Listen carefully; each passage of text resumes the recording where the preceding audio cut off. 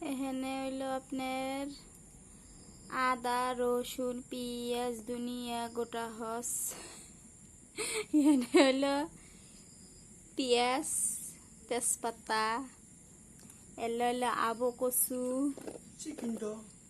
Chicken কাইটে হালাছি, আবো কচু আর এই যে চিকেন।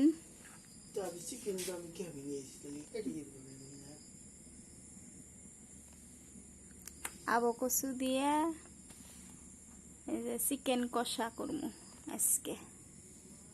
আর এখানে আধা কেজি মাংস আনছিল আপনাদের ভাই, মুরগির একটা থোড়া আনছিল বড়, মানে থোড়াটাই 1 পোয়ার বেশি হবো। তা আমি কাইটা হেলাছি, ওরে আপনাদের ভাই হোস করতেছিল যে চিকেনটা কী করছো, আমি কইলাম কাইটা হেলাছি। তো ওটা নাকি আমান তাই রান্দার জন্যে, মানে আমাকে কয় নাই, আমানি থোয়ার জন্য আনছিল যে আমানি রান্দা মানে ফারুক এক দিব। আর ফারুক কথা শুনে না, তার জন্য ওই ওডো খিলাইয়া মানে বসে আনবো, তার মানে যে আরো আইনা খিলামু, তুমি কথা শুনো পড়াশোনা করো।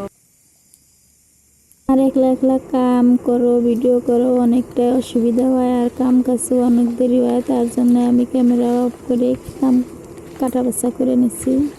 তো আমি কাইটে হেলাছি, আমি হইসও করি নাই। তো আমি সব মশলাপাতি দিয়ে মাংসটা খুব সুন্দর করে মাহায় নিতেছি,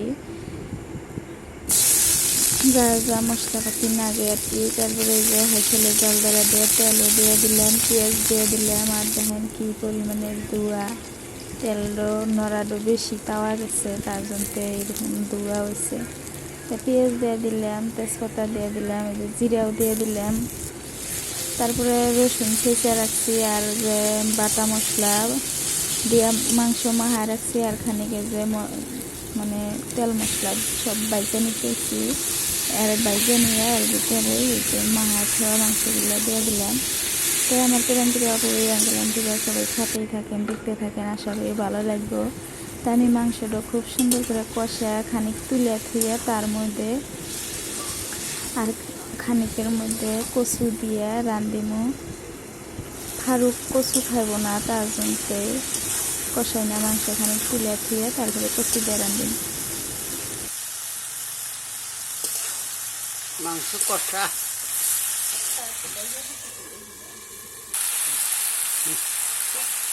শিলপাতায় বাটা মশলা, তার উপরে মাটির হাঁসেলে রান্না, অসাধারণ স্বাদের হয়, খুবই ভালো লাগে। আর আমার এই মাটির হাঁসেলে রান্না আমার অনেক প্রাণপ্রিয় আবু ভাইয়া আছেন, তারা অনেক অনেক পছন্দ করেন, আমার কমেন্টে জানান, আমার খুব ভালো লাগে। আর আমরা তো গরিব মানুষ, গ্যাসের চুলা আছে কিন্তু রান্ধি না, মানে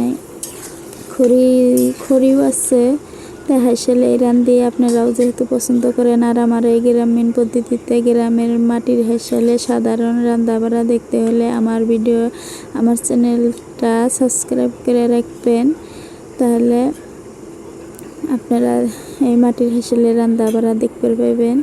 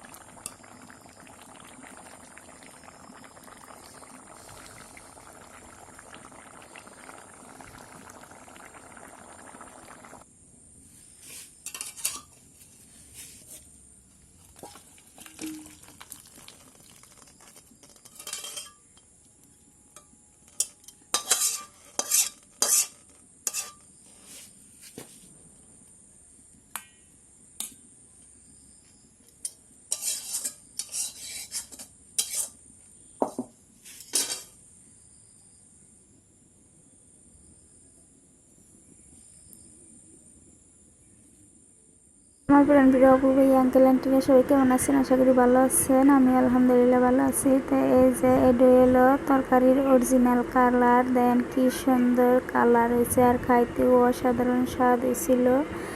সত্যি সত্যি অনেক মজা হয়েছিল। আর মাটির হাঁসের রান্না করা তরু তরকারির অনেক স্বাদ হয়, অনেক মজা হয়। আপনারা যারা যারা মাটির হাঁসের রান্না করে খান তারা তো জানেনই। তো আজকের ভিডিওটা এই পর্যন্তই। সবাই ভালো থাকেন, সুস্থ থাকেন। আল্লাহ হাফেজ। আসসালামু আলাইকুম রহমতুল্লাহি ওয়া বারাকাতু। সবার জন্য মনে থেকে অন্তরের অন্তঃস্থল থেকে অনেক অনেক দোয়া করি। সবাই সুস্থ থাকেন। আল্লাহ যেন সবার মনস্কামনা পূর্ণ করে, এটাই